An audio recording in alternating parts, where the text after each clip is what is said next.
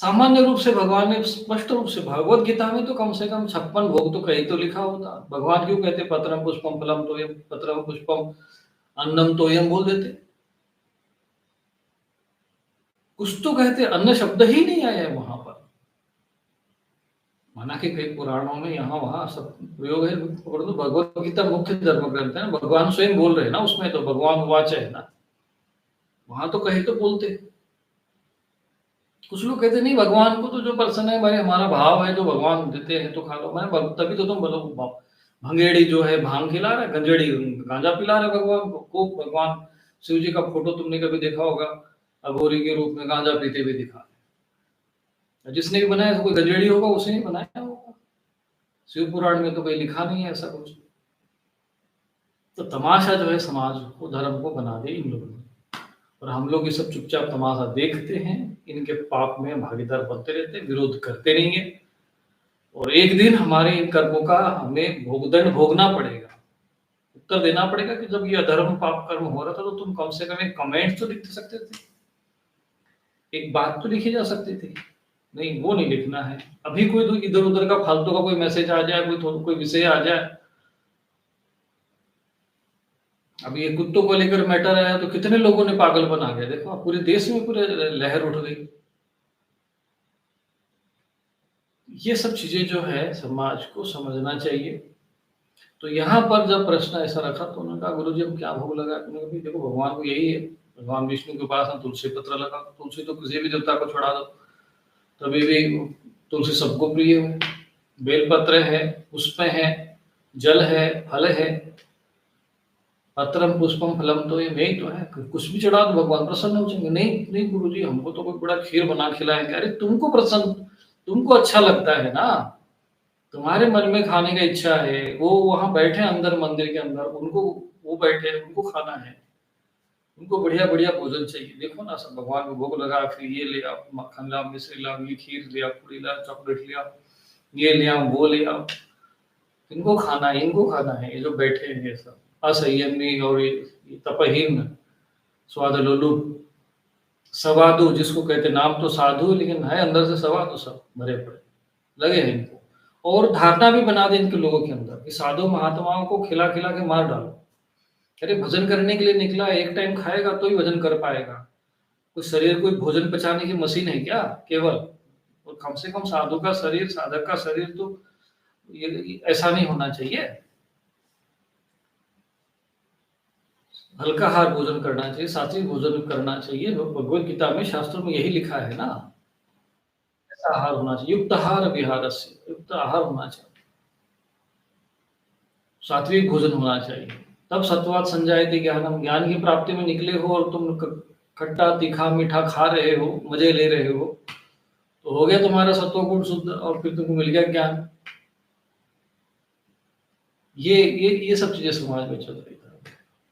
और कभी यही होता है, चलो भाई महाराज भंडारा करना है, खूब खिलाओ उनको, फिर पूरी सब्जी ये वो जितनी थाली में पदार्थ रहेंगे उतने में महाराज प्रसन्न हो जाएंगे। और एक टाइम नहीं, दो दो तीन टाइम, यहाँ पर चिलो वहां पर चिलो, दक्षिणा अलग। पूरे साधु महात्माओं को पूरा पर्ची में लगा दिया कि भाई लो पर्ची लो और भंडारे के लिए दौड़ते रहो। साधु बने थे, आए थे हरिभजन को होटल लगे के पास।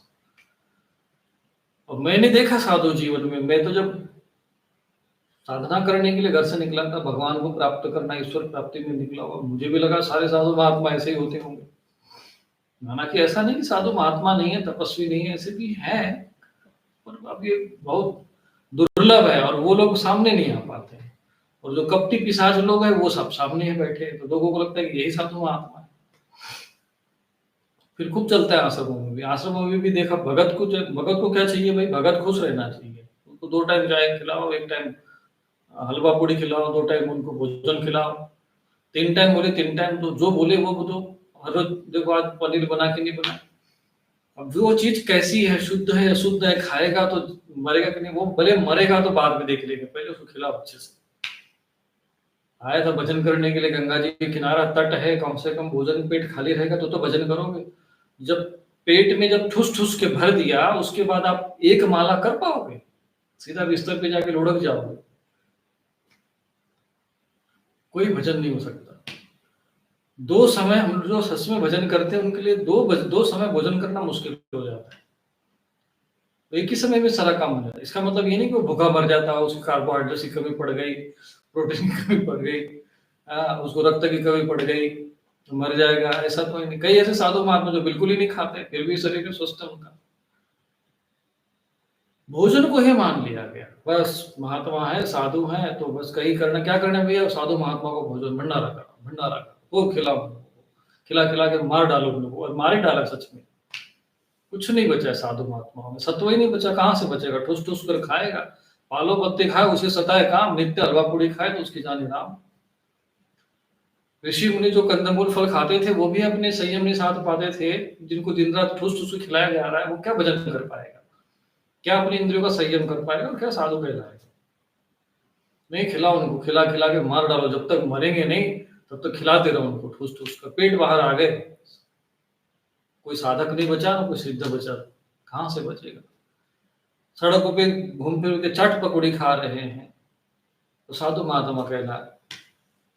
कहाँ से तुम साधु और कहाँ से साधक बनेगा आदमी जो अपनी जिह्वा को नहीं जीत पाया, इंद्रियों को न जीत पाया। श्रद्धावान लभते ज्ञानम तत्पर सहतेन्द्रिय, ये 3 ही सूत्र है भगवत गीता में। श्रद्धावान किसको ज्ञान किसको मिलता है? श्रद्धावान लभते ज्ञान, तत्पर, तत्पर और संयत इंद्रिय, इंद्रियों का संयम। तो कम से कम गृहस्थ व्यक्ति भी, अब प्रश्न उठता है कि गृहस्थ व्यक्ति अपनी वासनाओं की पूर्ति करने के लिए, इच्छाओं की पूर्ति करने के लिए अपना चलो भोजन करे, आहार ग्रहण करे, ठीक है। अब तो मंदिरों में साधु बाबा को भी उसी लाइन पे लगा दो, ये तो अच्छा नहीं है ना। कोई साधु है, संत है, महात्मा है, अब उसने कहा कि नहीं भाई थोड़ा अचार भी लेके आना, चटनी भी लेके आओ, वो तो गया महात्मा तुम्हारा औसत उसका जो है ब्रह्मचर्य भंग हो जाएगा, तो उसका पाप तुम्हारे माथे पे चढ़ेगा, चढ़ ही रहा है। इसीलिए आहार विहार के मामले में शुद्धता रखनी चाहिए कि कोई व्यक्ति साधु है तो उसको सात्विक भोजन कराओ, साधारण उसको भजन कर सके ऐसा भोजन कराओ। इसीलिए पहले साधु सन्यासी भिक्षा मांगते थे, 7 घर से एक-एक रोटी लेते थे और एक समय भोजन करते थे, वो सारे तपस्वी होते थे। अब सब छोड़ के बढ़िया भोजन की व्यवस्था हो जाए, साधु महात्मा खुश, भंडारा पूरा, भक्ति पूरी, साधन पूरा, सब सारा धर्म जो है पूरा भोजन में चला। और उसमें भी पनीर की सब्जी, मेन तो ये पनीर जो कि मतलब जानते हैं कि दूध को फाड़ के बनता है, सबसे अशुद्ध माना जाता है, खूब लगा है इसे। और तेल में भी मैंने देखा, आपने चलो मान लो तेल तो अभी कुछ आ गया, वो तो पहले डालडा घी चलता था, अब डालडा कोई घी हो है, सोच लीजिए घी है वो। 400-500 रुपए किलो वाला जो है आजकल घी बेचा जा रहा है, वो कोई घी होता है? पता नहीं शास्त्रों में कहाँ-कहाँ से चीजें खोज-खोज कर, मुझे लगता है कि भगवत गीता में भगवान कृष्ण ने जो बताया वो सब किसके लिए है फिर वो? ये संयत इंद्रिय किसके लिए है? युक्ताहार विहार किसके लिए लिखा गया है?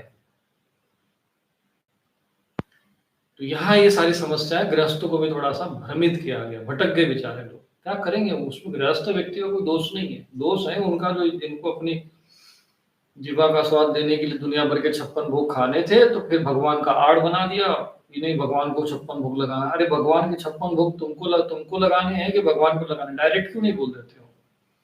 डायरेक्ट बोल भी देंगे कि नहीं मुझे 56 भोग खाना है, तो कम से कम खिला भी देते, चलो भाई खा लो, पंडित जी पुजारी जी खुश हो जाए। भगवान का आड़ लेते हैं, यही कपट है। इसी चीज का मैं विरोध करता हूँ कि तुम्हें जो कर्म करना है, कुकर्म करना है करो, लेकिन कम से कम धर्म और अधर्म, भगवान का तो कम से कम पीछा छोड़ दो। नहीं, वो धर्म के पीछे खड़ा होकर ये अधर्म जो अपना सारा काम करता है। ये सारे प्रेत पिशाच जो है भगवान देवी देवताओं के बीच में पीछे ही खड़े होकर सारा असुर जो है ग्रहण करते हैं। असुर ही एक से भी अगर आपकी आहुति गड़बड़ है तो सब असुर हो जाते हैं। ये इतना जो विषय जो बोलने का साहस जो हम कर रहे हैं, ये सभी लोग नहीं कर सकते हैं, परंतु जो कर रहा हूं तो इसको समझो, उसको समझा, और अभी भी समय है, सुधर जाओ।